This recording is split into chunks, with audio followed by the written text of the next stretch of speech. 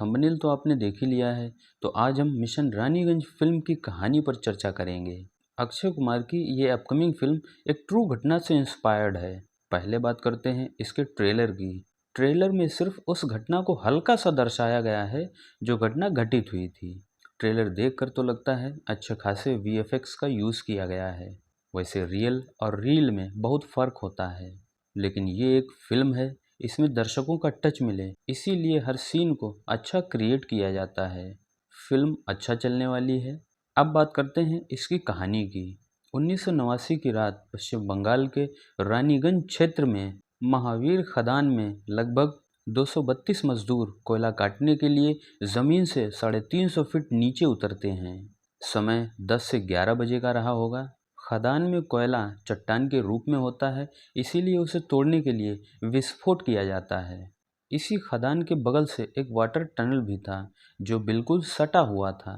कोयला तोड़ते तोड़ते लगभग 2:30 बजा होगा कि अचानक से एक विस्फोट के साथ टनल फट जाता है और खदान में अचानक से पानी की धार बहने लगती है। सभी 232 मजदूर फंस जाते हैं। वैसे एक गड्ढे में एक बहुत बड़ी डोली के सहारे शाम के समय सारे मजदूर अंदर जाते हैं और सवेरे सवेरे उसी में बैठकर ऊपर आ जाते हैं। रात भर काम करते हैं। पानी का बहाव इतना तेज था कि किसी में इतनी हिम्मत नहीं थी कि डोली तक पहुंच सके, क्योंकि उनकी जगह से डोली बहुत दूर थी। फिर भी 161 मजदूरों ने हिम्मत दिखाई और तैरकर डोली तक पहुंच गए और वो निकल गए। इन मजदूरों ने बाहर जाकर अधिकारियों को जानकारी दी। खदान में अभी भी 71 मजदूर फंसे थे। वो इंतज़ार कर रहे थे कि कब उनकी मौत आए, क्योंकि इससे पहले भी ऐसी कई घटनाएं हो चुकी हैं जिनमें कोई भी मजदूर बचा नहीं है, लेकिन इतनी बड़ी घटना ये पहली बार थी। मजदूर टूटने लगे थे, एक दूसरे को ढाढ़स बंधा रहे थे। सभी ने हिम्मत करके आगे बढ़ने की बात सोची।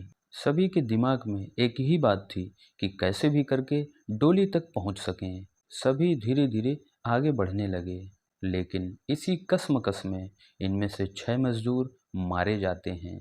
अब 65 मजदूर बचे थे। ये सभी चलते चलते एक टेलीफोन के पास पहुंच गए थे। दरअसल ऐसी घटनाओं से बचने के लिए वहां की मैनेजमेंट ने नीचे कई टेलीफोन्स लगा रखे थे। फ़ोन करके मारे हुए मजदूरों के बारे में बताया जाता है। अधिकारी जगह जगह पर खुदाई करवाते हैं और उन मरे हुए मजदूरों को बाहर निकाला जाता है और उन्हीं गड्ढों से खाने पीने की चीज़ें नीचे भिजवाई जाती हैं। इतना होते होते सुबह हो जाती है, लेकिन फंसे हुए 65 मजदूरों को बाहर निकालने का कोई उपाय नहीं हो पाया था, जबकि बराबर अधिकारी वहां से पानी निकालने की कोशिश कर रहे थे। ऐसे में एक इंजीनियर ने हिम्मत दिखाई और अधिकारियों से कुछ समय मांगा। वो इंजीनियर थे जसवंत सिंह गिल। खदान से लगातार पानी निकाला जा रहा था, लेकिन पानी कम नहीं हो रहा था। जसवंत सिंह को एक कैप्सूल बनाने का आइडिया आया और अधिकारियों ने इसमें हामी भर दी। कैप्सूल बनाने में लगभग 2 दिन लग गए। तब तक सारे मजदूर नीचे जिंदगी और मौत से लड़ते रहे। कैप्सूल बनकर तैयार हो गया, लेकिन एक समस्या थी। कैप्सूल के अंदर जाएगा कौन? कोई राजी नहीं हुआ, तो अपने सरदार जी ही उतर गए उस कैप्सूल के साथ उन खुदे हुए गड्ढों में। जब ये कैप्सूल उन मजदूरों के पास पहुंचा तो उनमें जान आई। पर एक समस्या थी, इस कैप्सूल में एक बार में सिर्फ एक ही मजदूर ऊपर जा सकता था। पर मजदूरों में होड़ मची हुई थी बाहर निकलने की।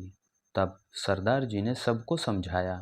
सरदार जी उस कैप्सूल से बाहर निकल आते हैं और अब एक एक करके सारे मजदूर ऊपर निकल जाते हैं। ये करते करते लगभग 6 घंटे बीत चुके थे। सरदार जी सबसे आखिर में बाहर जाते हैं। इस तरह इंजीनियर जसवंत गिल ने 65 मजदूरों को बचाया था। इनकी इस बहादुरी के लिए राष्ट्रपति ने उन्हें सम्मानित भी किया। ये घटना इतनी मार्मिक है कि उस समय क्या क्या कैसे कैसे हुआ फिल्म में देखने को मिलेगा। आज के लिए इतना ही। धन्यवाद।